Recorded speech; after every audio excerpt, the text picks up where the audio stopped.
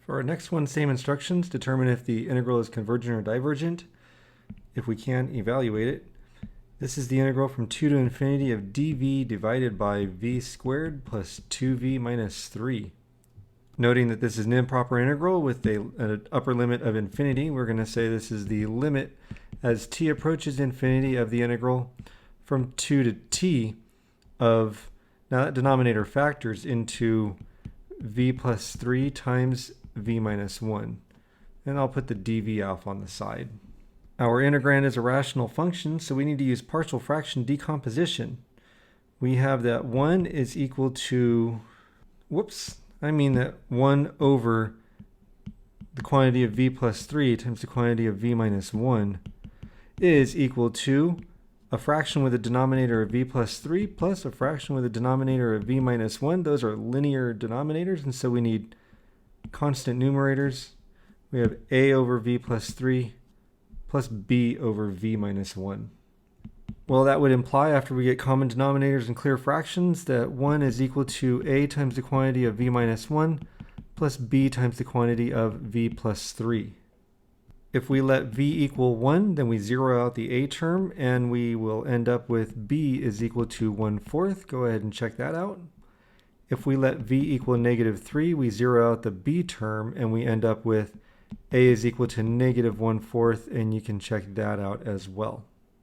I'm going to go ahead and factor the 1/4 out entirely, so we have 1/4 times the limit as t approaches infinity. That doesn't look like an infinity, that does. Of the integral from 2 to t of the quantity of 1 over v minus 1 minus 1 over v plus 3 dv.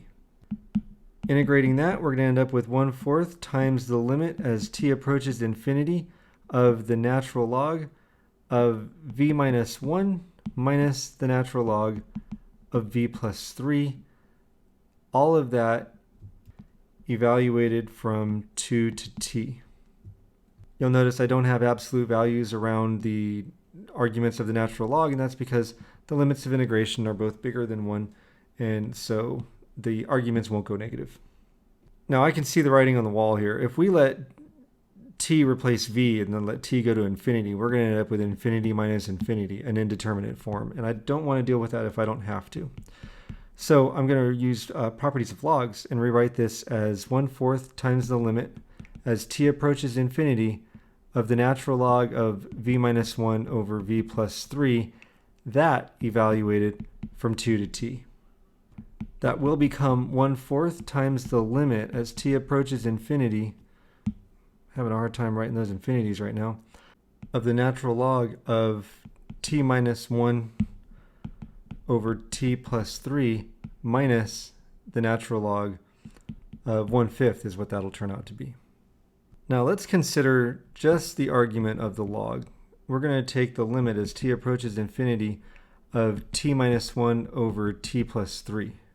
You may recall before, when you took limits at infinity, you would divide out by the largest power of the variable that appears in the denominator.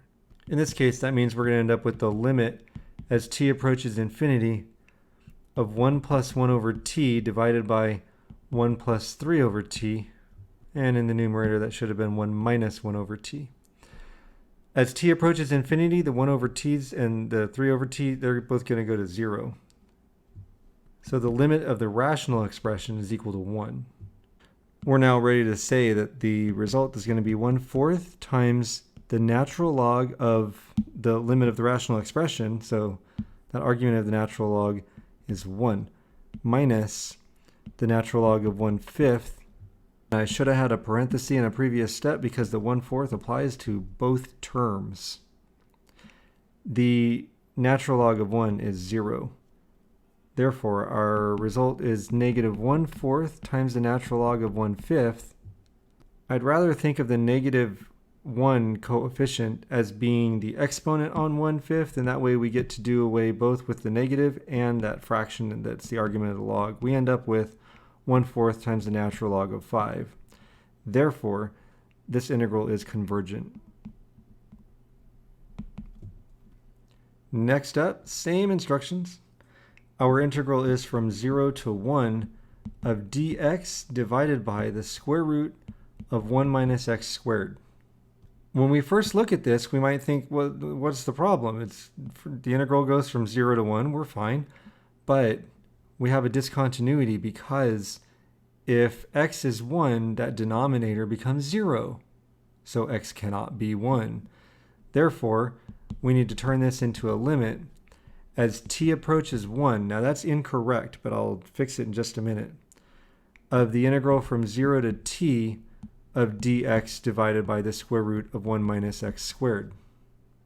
Now I said that it's incorrect to have written the limit as t approaches 1. Do you know why?